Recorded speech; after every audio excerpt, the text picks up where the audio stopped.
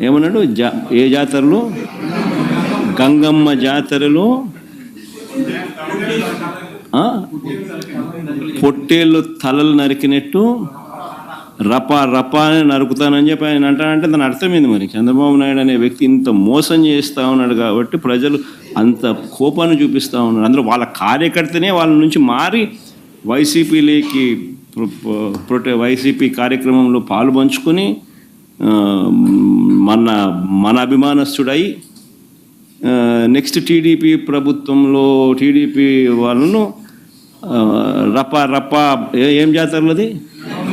గంగమ్మ జాతరలో ఏం పొట్టేలు తల నరికినట్ట రపా నరుకుతాను. మంచిది కదా. నాకు తెలిసిన సినిమాల నుంచి వచ్చిన సినిమాలో డైలాగులు చెప్పను నేను.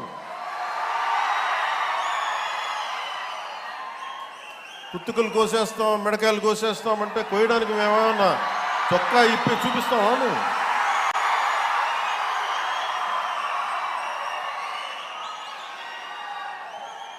నేను సినిమాలో డైలాగులు చెప్పడానికి కూడా ఇబ్బంది పడతాను. సింహం గడ్డం గీసుకుంది, మేము గడ్డం గీసుకోలేదు. ఇది సరదాగా ఉంటాయి, మిమ్మల్ని చీరప్ చేయడానికో సరదాగా చేయడానికి. నిజంగా గడ్డం గీసుకోవడం దరిద్రంగా ఉంటుంది. చూడండి, ఆలోచించండి. స్నానం చేయకుండా మట్టి కొట్టుకుంటా నరికేస్తాం, చంపేస్తాం, రఫాడతాం,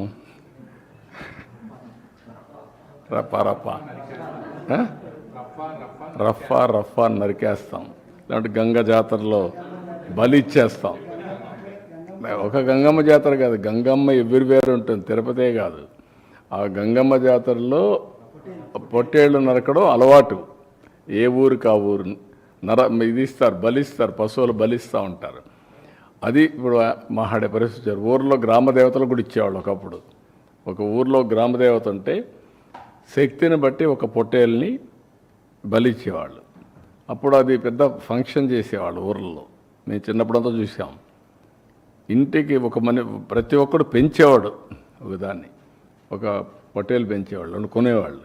కొని దాన్ని బలిచ్చి అక్కడి నుంచి దాన్ని ఇచ్చేసేవాళ్ళు. అట్లా ఏరియస్ అంటే అంత ఆ స్టేజ్కి వెళ్ళిపోతున్నారు వీళ్ళు. ఏం చెప్తా? డెఫినెట్గా చట్టబద్ధకి వస్తుంది.